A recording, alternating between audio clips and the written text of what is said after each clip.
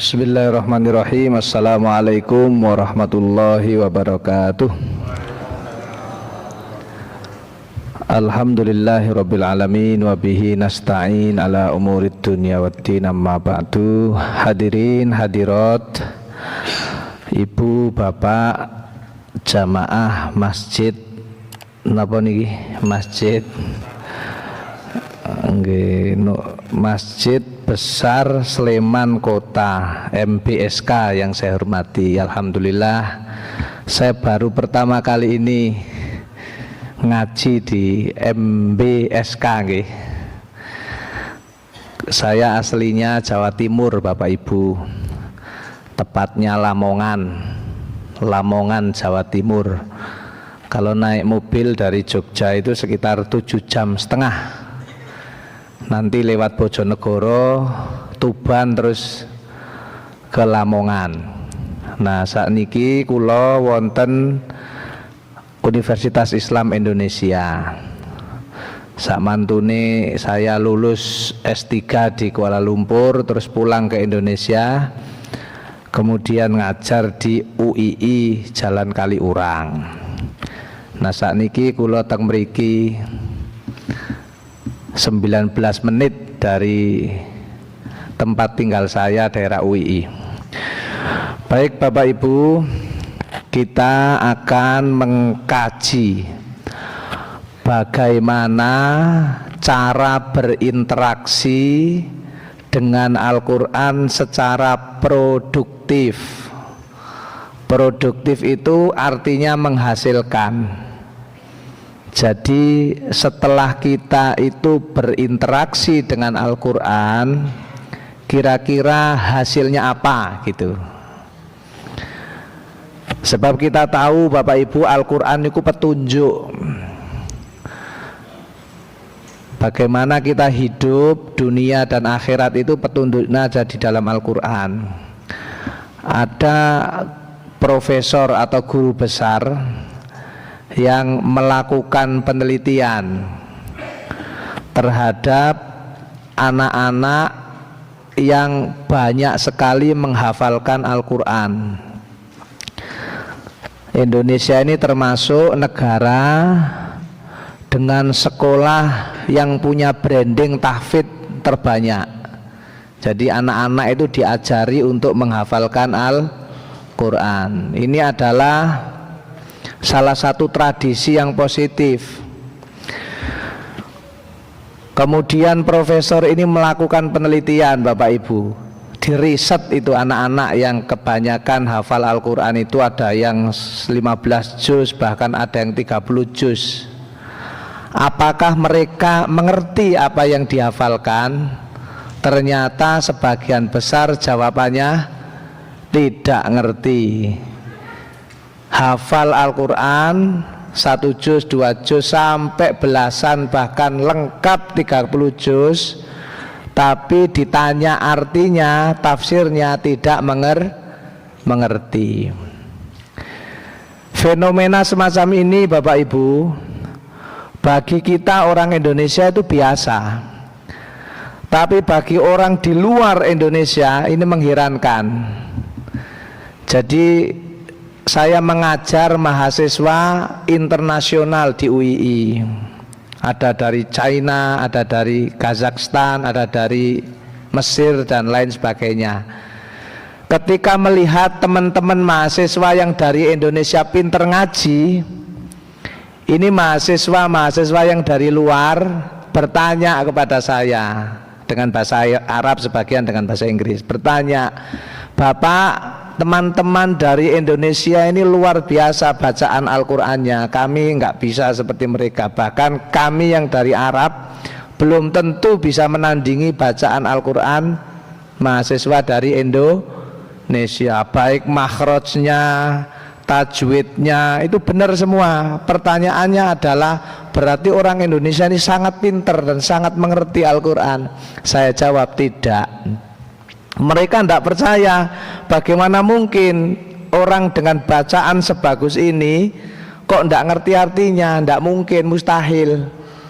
Karena membaca dengan benar ini pasti orang-orang pinter, saya jawab. Bahkan di Indonesia itu ada orang bisa sholawatan apal sampai nangis tapi orang ngerti arti ini. Di Indonesia itu sangat biasa. Ada orang itu pokoknya suara Arab dikira doa kok, pokoknya amin, padahal itu lagu-lagu percintaan. Ada orang di Indonesia itu 60 tahun sholat aktif, wajib, sunnah, terus ditanya Subhana Rabbiyal Azim apa artinya, nggak ngerti, itu juga banyak. Percaya mboten panjenengan?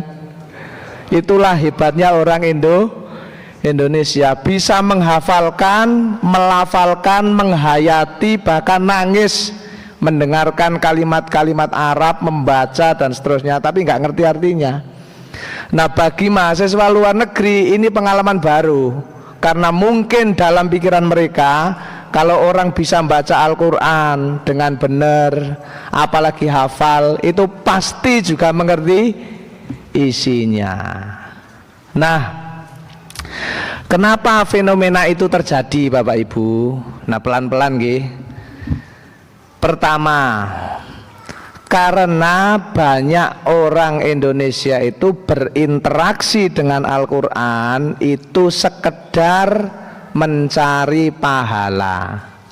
Pokoknya dibaca selesai dapat pahala. Jarang sekali yang ingin mengerti apa arti yang dibaca.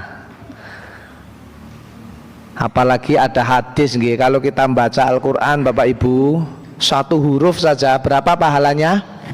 10. Kalau 3 huruf 30. Bahkan membaca Qul huwallahu ahad, itu kata hadis Nabi dan derajatnya sahih, innaha la ta'dilu thulutsal Quran. Membaca surat Al-Ikhlas Qul huwallahu ahad itu nggak ngerti artinya sekalipun, kata Nabi pahalanya sama dengan membaca 10 juz Al-Quran. Jadi kalau 3 kali berarti sama dengan khatam 30 juz. Berarti membaca saja itu pahalanya sangat besar. Tetapi ada yang lebih penting dari membaca Bapak Ibu, yaitu berusaha mengerti artinya. Sekarang ini Al-Quran itu diterjemahkan ke berbagai macam bahasa. Panjenengan kalau umpama membaca satu hari 5 halaman umpamanya, apalagi sampai 1 juz, monggo diusahakan paling tidak 1 halaman itu mengintip terjemahannya. Kira-kira ini apa artinya, supaya kita ngerti. Meskipun terjemahan saja itu belum cukup, karena ada beberapa kata Bapak Ibu dalam Al-Quran itu yang bahasanya itu kedengaran sama dengan bahasa Indonesia padahal beda artinya.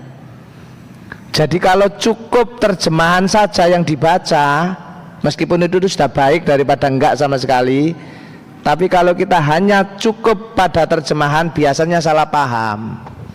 Misalnya Bapak Ibu nggih, yang sering saya ulang-ulang di banyak tempat, ada di dalam Al-Quran itu ayat begini, al-fitnatu asyaddu minal qatl. Pernah dengar nggih? Al-fitnatu akbaru minal qatl, terulang 2 kali. Di situ ada kata-kata al-fitnatu. Kata-kata ini mirip dengan bahasa Indonesia apa? Fitnah. Sehingga kalau kita hanya melihat terjemahannya, kita terjemahkan ini, fitnah itu lebih kejam daripada pembunuhan. Dikira kata al-fitnatu itu artinya sama dengan fitnah dalam bahasa Indonesia, padahal jauh. Kalau fitnah dalam bahasa Indonesia itu menuduh orang mencuri umpamanya, padahal tidak. Menuduh orang lain berbohong padahal tidak. Itu namanya fitnah dalam bahasa Indonesia. Tapi kalau al-fitnah itu dalam bahasa Arab bukan itu artinya. Sama dengan al-qolamu dalam bahasa Arab, apa artinya Bapak Ibu? pulpen nggih, leres pena. Tapi kalau kolam dalam bahasa Indonesia napa artine? Nggih, kolam renang, belumbang, kolam ikan. Jadi ada beberapa kata yang kedengarannya sama padahal tidak. Makanya ngaji Al-Qur'an setelah dibaca nggih, dipahami artinya harus ditingkatkan, dipelajari tafsirnya. Nah, kalau sudah usia senior mempelajari tafsir nggak usah kuliah ke UII, wong sudah senior kok kuliah, cukup datang ke pengajian ngeten iki. Kalau Al-Qur'an dibaca, dipahami artinya sampai tafsirnya, disitulah kita kemudian bisa mengamalkan isinya karena ngerti. Jadi ada 4 tahapan Bapak Ibu. Setelah kita itu paham isinya Al-Quran dan interaksi kita dengan Al-Quran itu bukan sekedar mencari pahala tapi sampai pada petunjuk, maka ada 4 tahapan yang mari kita latih untuk dilakukan supaya interaksi kita itu produktif.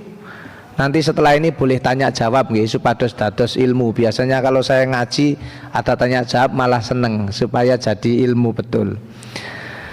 Nah, mengkaji Al-Quran dengan 4 tahap ini penting, terutama bagi kita yang masih mungkin untuk belajar, belum sepuh sekali. Pertama, Al-Quran kita baca secara tartil, benar tajwid dan makhrajnya. Itu yang paling sederhana. Pembacaan seperti itu sangat penting karena Al-Quran itu ada aturannya. Misalnya nun sukun bertemu fa beda dengan nun sukun bertemu ya cara bacanya. Itu namanya ilmu tajwid. Jadi nggak boleh kita baca Al-Quran apalagi jadi imam nggih. Apalagi jadi imam. Bapak Ibu mohon untuk yang imam itu harus benar-benar yang bacaannya itu sesuai. Gimana cara alamin bukan ngalamin, alhamdulillahi bukan alkamdu dan seterusnya. Ini yang paling sederhana, tingkatan pertama. Diusahakan kita belajar ngaji sesuai bacaan tartil. Jadi tajwidnya benar, makhrajnya juga benar. Karena ada huruf-huruf Al-Quran itu Bapak Ibu yang kita harus latihan. Misalnya dot, dot itu cara mengucapkannya harus latihan. Ada ha, ada kho, itu beda. Ada kaf, ada kof. Apalagi kalau kita mimpin doa Bapak Ibu, mimpin doa di depan, usahakan doa yang dibaca itu jelas dan jangan buru-buru karena jamaah nanti harus amin. Tidak mungkin kita mengaminkan doa yang kita nggak ngerti. Jadi bacanya pelan-pelan, jelas. Misalnya Allahumma a'inna ala dzikrika wa syukrika wa husni ibadatika, Allahumma ja'al li hadzal masjid, dan seterusnya. Jamaah bisa bilang amin, amin. Jangan cepat sekali terus bacaannya salah-salah. Misalnya Allah yang nggak bisa amin karena nggak ngerti imamnya baca apa. Ini yang pertama Bapak Ibu. Yang kedua, setelah kita membaca Al-Quran 1-2 halaman atau bahkan 1 juz, membaca saja dengan benar tadi, monggo kita sandingkan terjemahannya, kita lihat, kita pelajari Bapak Ibu tafsirnya, maknanya. Ada ayat di dalam Al-Quran diceritakan Nabi Ibrahim melihat bintang, disangka itu Tuhan, ternyata bintangnya tenggelam. Terus ada lagi melihat bulan sampai matahari, ternyata bulan dan matahari ini tenggelam juga. Nabi Ibrahim berkata pasti ini semua bukan Tuhan. Dipahami oleh sebagian besar kita itu adalah ayat yang bercerita Nabi Ibrahim mencari Tuhan. Padahal enggak, yang mencari Tuhan itu udah di mizwar setiap Ramadan. Nabi Ibrahim itu bapak tauhid, tidak mungkin tidak ketemu Tuhan. Semua nabi dan rasul itu tahu kalau dirinya itu utusan Allah, karena ada dalam tanda kutip SK-nya, bukan SK surat nggih, tapi SK dalam tanda kutip. Misalnya Nabi Muhammad itu jadi nabi di SK dengan surat Al-Alaq ayat 1 sampai dengan 5. Berarti dirinya tahu enggak kalau nabi? Tahu.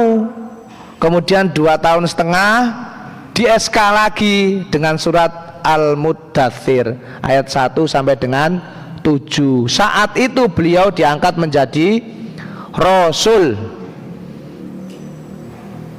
Semua nabi begitu. Nabi Musa juga begitu, diangkat tuh dipanggil oleh Allah, ya Musa, innani anallahu fa'budni. Musa, aku iki jenenge Allah, sembahlah aku. Nah, berarti Nabi Musa sudah jadi rasul, diperintah untuk berdakwah kepada Fir'aun. Nah, Nabi Ibrahim ini jauh lebih senior dari nabi-nabi tadi ini, disebut bapak tauhid. Jadi Nabi Ibrahim pasti tidak sedang mencari Tuhan. Nah, terus apa ayat itu? Berarti kita harus melihat tafsir. Ternyata ayat itu bercerita tentang argumentasi Nabi Ibrahim ketika berdebat dengan para penyembah patung, para penyembah bintang, para penyembah benda-benda langit. Dikatakan bahwa semua ini karena timbul dan tenggelam, maka pasti bukan Tuhan, gitu loh Pak. Bukan itu Nabi Ibrahim sendiri. Nah, jawaban-jawaban seperti ini Bapak Ibu tidak ketemu kalau kita nggak buka tafsir. Makanya penting, termasuk al-fitnatu tadi apa sebenarnya artinya, ada di tafsir. Nah, ada tafsir bahasa Arab, tapi yang bahasa Indonesia juga banyak. Misalnya yang kita kenal ada tafsir Al-Misbah. Pernah nggih lihat nggih? Itu ditulis oleh Profesor Quraisy Shihab. Muhammadiyah sedang menyiapkan tafsir At-Tanwir, nanti tahun 2027 diterbitkan. Saya termasuk salah satu yang ikut nulis. Terus nanti ada tafsir lagi Al-Lubab. Banyak. Kalau kita nggak bisa bahasa Arab, pilih tafsir-tafsir yang bahasa Indonesia. Ini males membaca, wis datang ke pengajian, tanya atau request ustadznya, besok mengkaji ayat ini ya Pak, gitu. Insya Allah dikaji. Jadi Al-Quran bukan hanya kita baca, bukan hanya kita pahami terjemahannya, tapi sampai pada tafsirnya, tingkatan kedua ini. Setelah itu yang ketiga, supaya interaksi kita itu produktif, kan kita sudah baca, sudah kita pahami maknanya, tafsirnya, maka kita harus melihat ayat ini berisi perintah, apakah saya sudah mengerjakan. Al-Quran itu Pak, kalau tidak larangan pasti perintah, meskipun redaksinya tidak begitu. Misalnya nggih, ada ayat Alhamdulillahi Rabbil Alamin. Itu ayat berapa, surat nopo niku?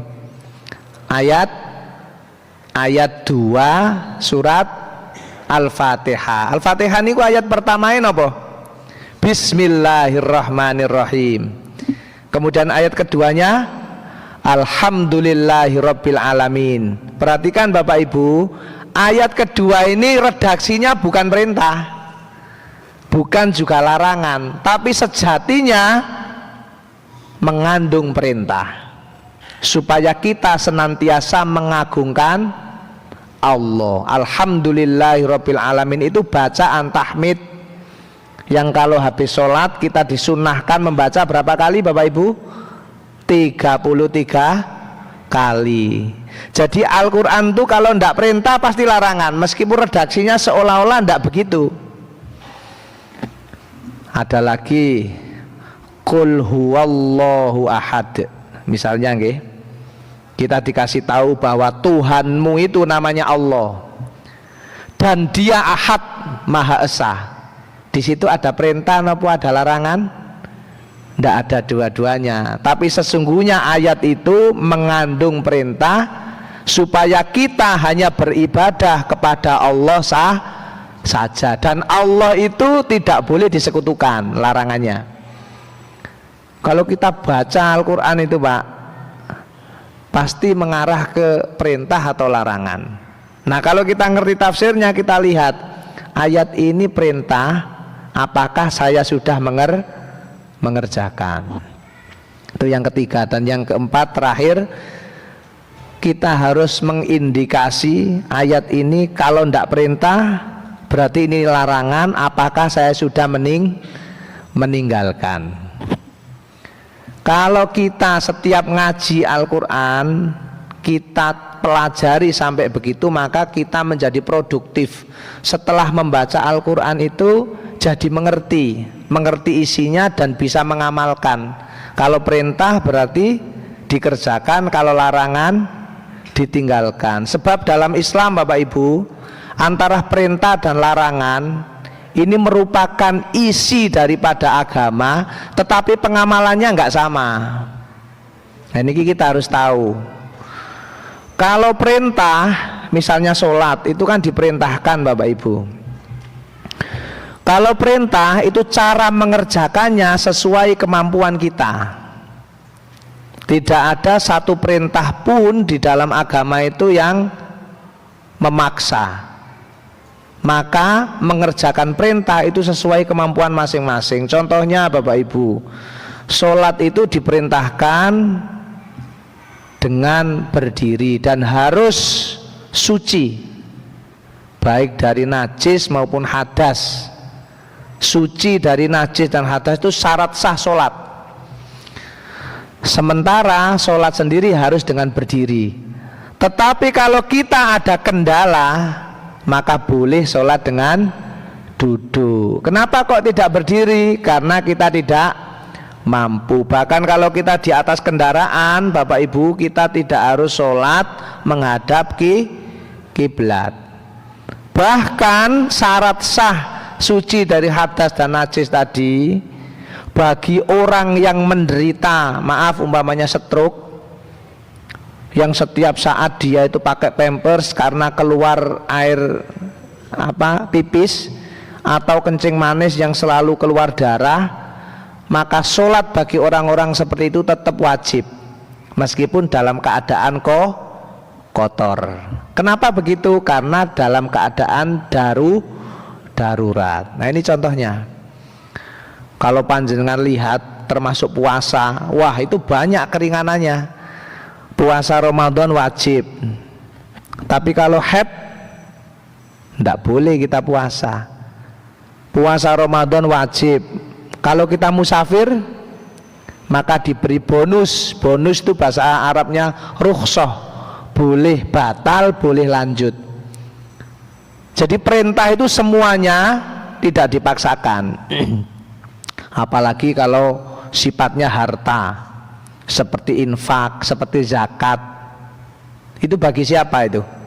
Bagi orang yang mampu. Rukun Islam haji saja itu wajib hanya bagi siapa? Yang mampu. Niki. Tapi kalau larangan Bapak Ibu, larangan dalam agama itu tidak ada tawar menawar. Misalnya khomer haram. Kalau satu gelas haram, satu cendok gimana? Haram juga. Dilat gimana? Dijilat. Haram juga. Jadi kalau larangan tidak ada tawar menawar. Zina itu haram. Kalau sekali saja gimana? Sekali aja seumur hidup, boleh enggak? Boleh apa tetap haram? Tetap haram. Kalau zinanya separuh, enggak total, separuh lah pokoknya. Haram apa boleh? Tetap haram. Zinanya tiap hari tambah haram. Termasuk zina tiap hari itu apa? Menikah dengan orang yang beda keyakinan dan dihukumi tidak sah, atau sebenarnya menikah resmi tapi setiap bertengkar tolak talak, akhirnya jatuh beneran, maka status hukumnya sama dengan zina. Nah itu mau sedikit mau banyak atau separuh tetap aja itu haram. Membunuh dilarang agama, haram. Kalau membunuh anak kecil boleh enggak? Kalau satu orang enggak boleh. Korupsi dilarang niku nggih. Gimana kalau korupsinya itu misalnya 100 juta, tetap haram. Pak Mahfud MD itu berpendapat dalam salah satu podcast saya dengar itu begini. Kalau orang jadi pejabat kok korupsi, kata beliau, itu sebenarnya orang yang gila. Kenapa? Karena pejabat itu meskipun tidak korupsi, uangnya sudah banyak. Contoh, beliau mencontohkan, pejabat mungkin gajinya belasan juta, tapi kalau ditambah tunjangan ini itu satu bulan bisa sampai puluhan, bahkan 100 juta. Nggak korupsi saja udah dapat begitu banyaknya, kok masih korupsi sehingga terancam kehilangan semua dan malah masuk penjara. Itu adalah orang gila. Dan saya percaya, kenapa? Karena beliau adalah pejabat yang sudah lebih dari 20 tahun. Berarti yang diomongkan itu benar karena sudah pengalaman. Yang kedua, kita sendiri sebenarnya kalau kerja kan gaji pokoknya tidak banyak nggih. Tapi yang dibawa pulang lebih dari gaji pokok. Berarti masalahnya tinggal kita syukur dan bisa ngatur uang atau tidak. Jenengan percaya kalau ada pejabat tingkat RI terus gajinya cuma 15 juta? Tidak mungkin, pasti lebih. Nah, lebih kok masih nopo? Korupsi, gitu loh Pak maksudnya. Bahkan beliau pernah mencontohkan, saya masih ingat waktu ceramah di kampus Ramadan, kalau orang korupsi 300 triliun Pak, itu kata beliau, uang itu tidak akan habis, dipakai dia sampai mati, hidup lagi, mati lagi, hidup lagi, mati lagi, meskipun setiap hari harus belanja 1 miliar. Saking banyaknya uang 300 triliun itu. Nah, bagaimana jenengan bayangkan orang harus belanja satu hari 1 miliar. Wong kita itu disuruh setiap hari belanja 100 juta saja Pak, mungkin sehari 2 hari bisa.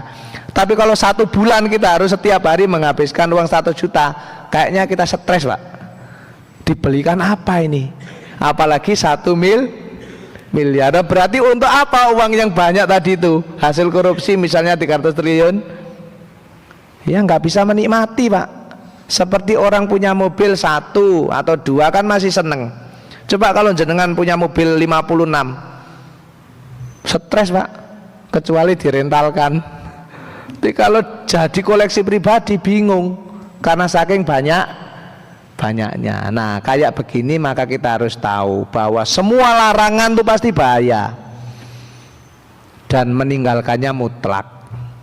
Beda dengan perintah. Dan di Al-Quran banyak Pak larangan tuh. Misalnya zina tadi, kemudian ada wala tulqu biaidikum ilat tahlukah.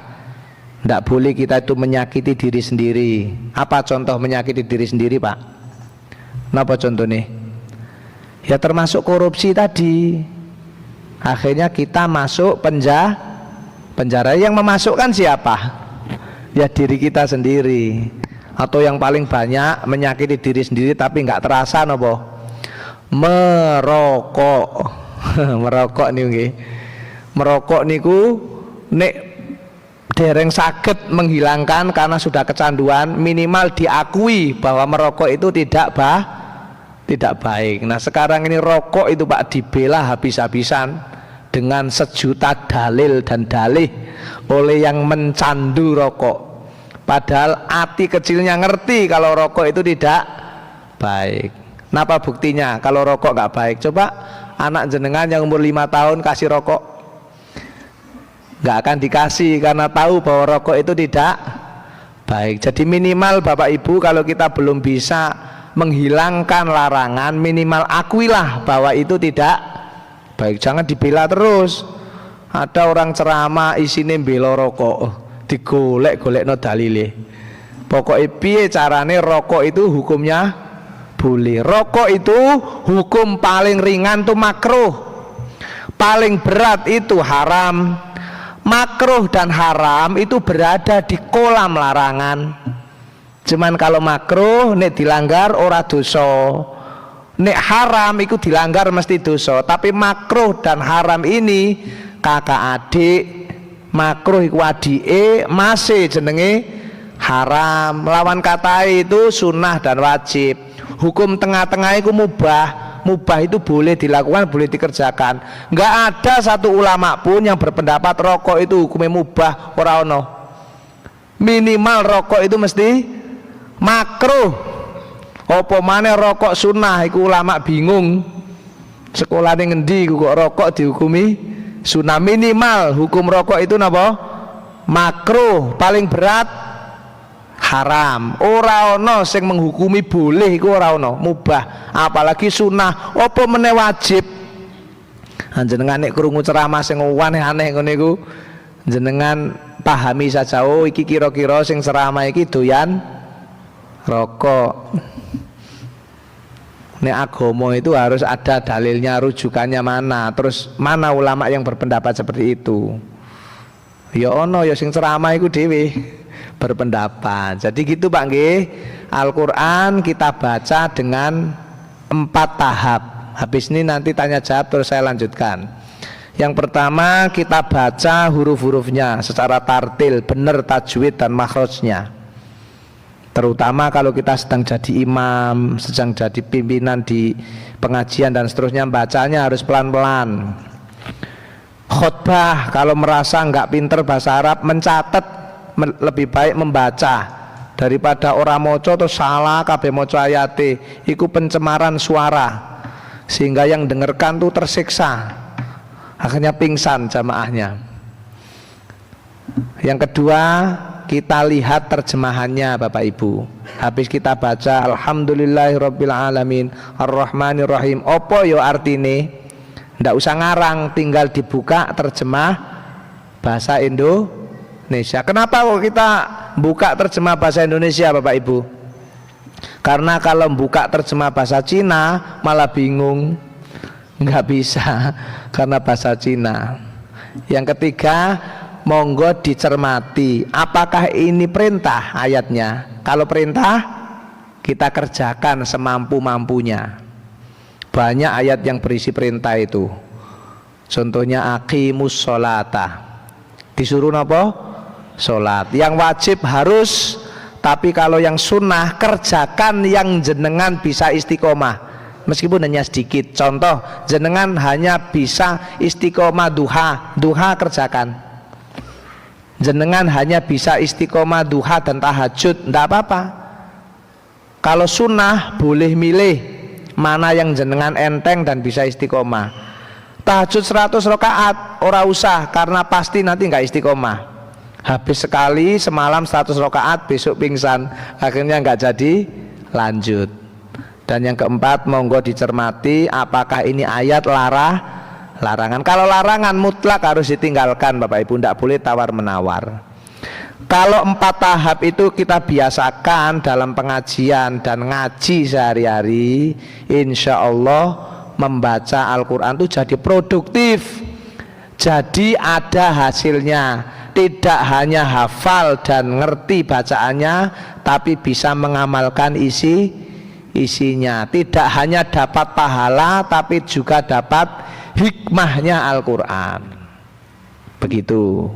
Monggo sakderenge kula lanjut, barangkali ada yang ingin ditanyakan atau enggak setuju rokok itu wajib. Nah monggo kula dengarkan dalile piye. Silakan, karena saya ini dosen terbiasa dengan perbedaan pendapat. Nek ada yang berbeda malah seneng, yang penting dalile cetha. Monggo Pak. Insya Allah saya dengar, monggo. Nggih. Assalamualaikum warahmatullahi wabarakatuh.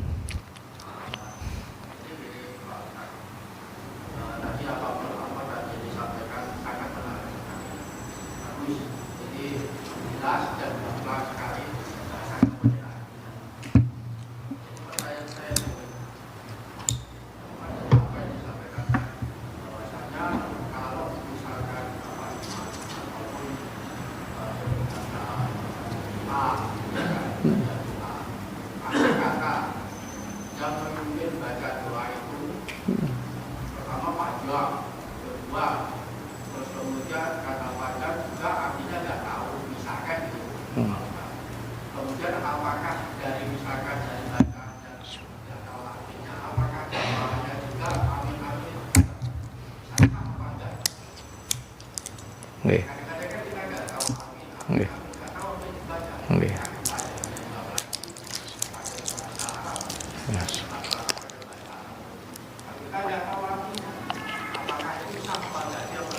Oke, terima kasih. Yang lain Bapak Ibu? Ibu-ibu enggak tanya ya? Monggo Bu. Ya, silakan Ibu. Oke, saya dengar. Monggo.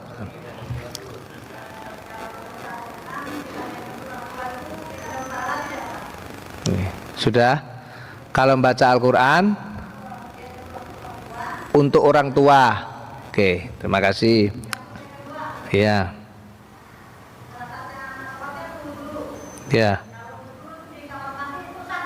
Oke. Sampun. Oke. Ada lagi Pak, Bu.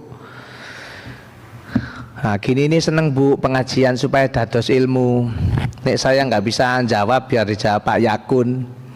Ada lagi? Atau saya jawab dulu nggih? Pertama begini Pak. Sudah pasti Allah itu Maha tahu.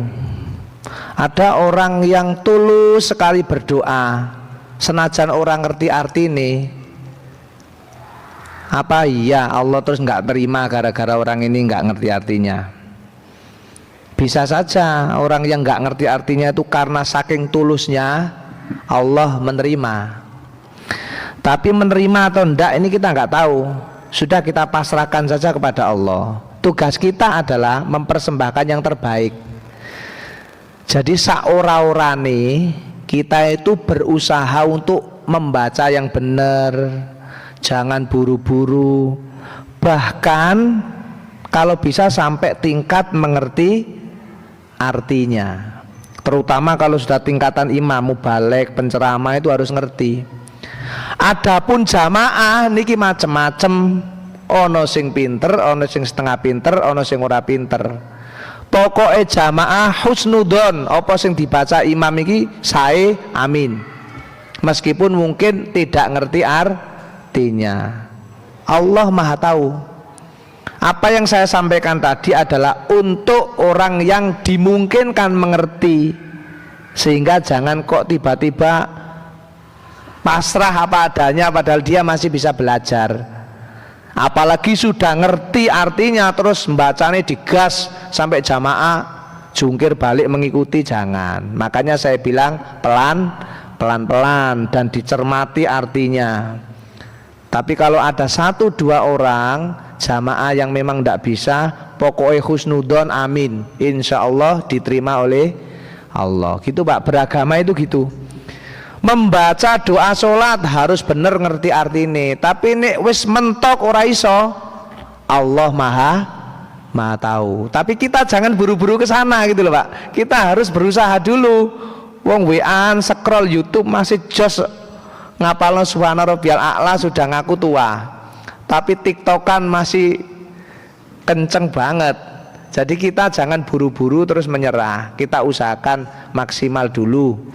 Kalau ternyata udah mentok ya enggak apa-apa gitu Pak nggih. Tetap kita amin meskipun kita nggak ngerti. Tapi alangkah baiknya kalau kita belajar. Saya yakin kok Pak, kalau kita itu rajin ngaji minimal bismillahirrahmanirrahim ngerti artinya minimal.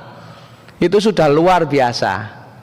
Minimal alhamdulillahirabbil alamin ngerti artinya karena pernah dengar dari pengajian. Itu Allah sudah tahu sendiri.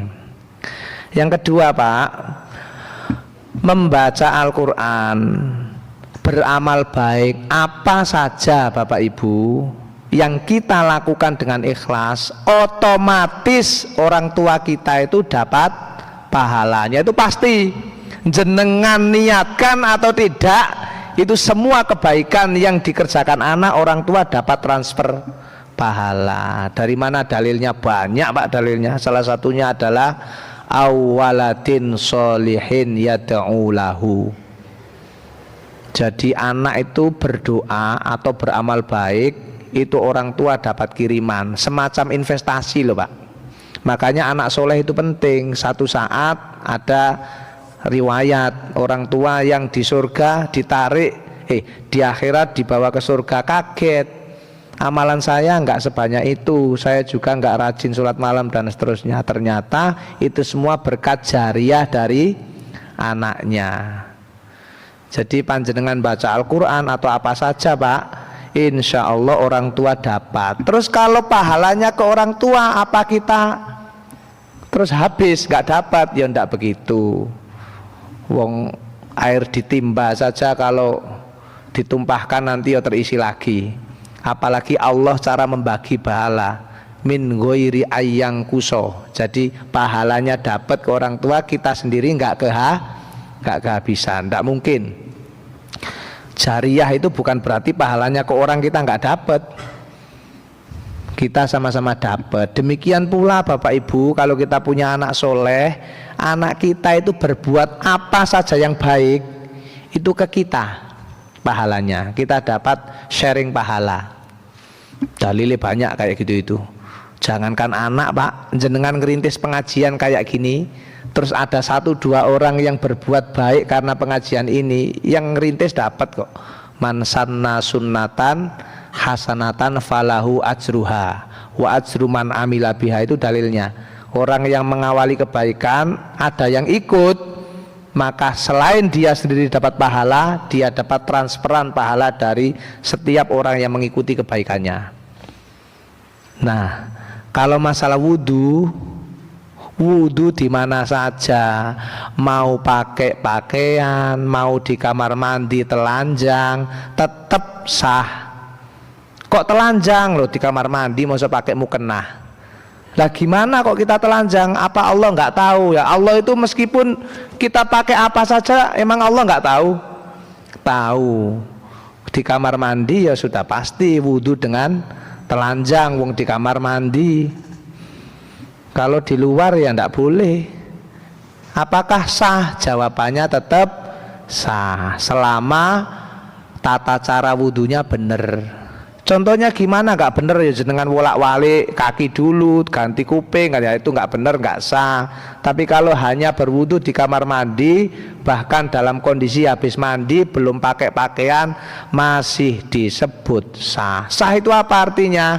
Tidak dipersalahkan, gitu. Memang banyak Pak masalah aurat itu, misalnya Bapak Ibu nggih, ini kaitannya dengan itu kan.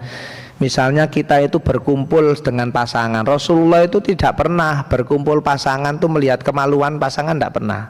Tapi itu Rasulullah. Kita yang model begini, apakah harus persis seperti itu? Ya monggo nek jenengan saged. Tapi umpama tidak bisa juga tidak apa-apa, karena pasangan itu halal dan sah. Ngapain saja, gitu loh Pak. Sama dengan wudhu tadi, jenengan misalnya, oh saya ini kok pakai pakaian mini ya, saya tak rapi dulu baru wudhu, ya monggo. Tapi tidak semua keadaan manusia bisa seperti itu, apalagi kalau di kamar mandi. Terjawab Ibu nggih? Paham nggih? Monggo yang lain Bapak Ibu. Mboten kecepatan tau kula nyampe nih. Ada lagi Bapak Ibu? Nggak ada nggih? Oke, masih ada 7 menit. Nggak ada nggih. Jadi Bapak Ibu, kenapa saya selalu mengajak supaya ngaji Al-Quran kita ini produktif, supaya Al-Quran bukan hanya menjadi hiasan bibir, bukan hanya menghasilkan pahala penting, tapi kita juga harus berusaha memahami makna Al-Quran, pesan Al-Quran. Misalnya ada ayat Pak, wa asa antakrohu syai'an wa huwa khairul lakum, wa asa an tuhibbu syai'an wa huwa syarrul lakum. Wah, ini ayat quotable kata generasi Gen Z. Kita itu bisa jadikan pemicu diri. Singkatnya ayat ini tuh begini, tidak semua yang kamu senangi itu baik, tapi banyak sekali hal-hal yang kamu sangka jelek ternyata baik. Nah kayak begini ini kalau kita ngerti artinya banyak Pak di dalam Al-Quran itu. Jadi kalau kita membaca itu merasa mendapat amunisi, apalagi orang Islam itu punya banyak senjata. Misalnya bismillah nggih. Kalau orang Islam sudah ngucap bismillah itu segala masalah selesai. Mau nguliahkan anak, nggak punya uang, modalin apa? Bismillah lulus. Arep beli motor plus nyicil mobil, gajine ora cukup, modalin apa? Bismillah. Pokoknya bismillah niku ampuh. Dan itu bismillah adalah ayat 1 dari surat Al-Fatihah. Coba kalau kita lihat ya, Palestina itu Pak dijajah Israel tuh kurang apa? Habis-habisan. Dan Israel itu negara canggih yang didukung oleh negara-negara kuat. Palestina itu kalau ndak punya pegangan agama yang sangat kuat sudah hancur lebur Pak. Tapi buktinya sampai sekarang Israel tidak pernah bisa menghabiskan Palestina. Bahkan sekarang ini ratusan negara barat kecuali Amerika ya, termasuk Kanada itu mendukung kebebasan dan kemerdekaan Palestina. Jadi kayaknya ini sebentar lagi Pak. Nah saya khawatirnya kalau sebentar lagi Palestina merdeka terus biasanya apa Pak? Bener Pak, ini kan kayak tidak mungkin. Jadi kalau ndak karena agama yang begitu kuat dipegang, sudah lembut. Orang Islam itu kuat kan karena banyak amunisi. Ada cobaan, ada amunisi namanya sabar, leres Pak. Ada kejayaan, dikasih syukur. Nah sabar syukur ini saja kalau disetel udah ampuh, apalagi bismillah. Ada lagi tawakal. Tawakal itu senjata kalau kita sedang berusaha. Ora jelas iki modalnya jelas tapi dagangnya urung mesti untung. Napa senjatai? Tawakal. Tawakal iki pokoknya pasrah tenggene Allah. Ini orang yang lain nggak punya Pak, hanya orang Islam yang seperti ini. Nah kalau kita ngaji Al-Quran dengan cara memahami tafsirnya, maknanya, artinya, insya Allah kita dapat ilmu-ilmu seperti ini. Nah pelan-pelan kalau kita dapat itu adalah perintah, kita amalkan. Kalau itu ternyata larangan, ya kita tinggalkan. Apalagi Pak, kebenaran yang kita anggap di dalam Islam itu ada yang terlihat, ada yang tidak. Di Islam itu misalnya surga, neraka, Allah, malaikat itu semuanya kebenaran Pak, tapi itu tidak terlihat. Jadi kebenaran itu bukan hanya yang tampak, masjid dan seterusnya. Alam barzah itu kebenaran Pak, alam rahim, yaumul mizan, siksa, surga, neraka. Kapan-kapan kalau ketemu kita ngaji konsep hidup menurut Islam, itu semuanya kebenaran, tapi nggak ada satupun yang terlihat. Al-Qari'ah, idza zulzilatil ardu zilzalaha, itu semuanya nggak terlihat yang diceritakan tuh, tapi semuanya adalah kebenaran. Kita nggak akan pernah ngerti artinya ini kalau kita nggak ngaji secara produktif.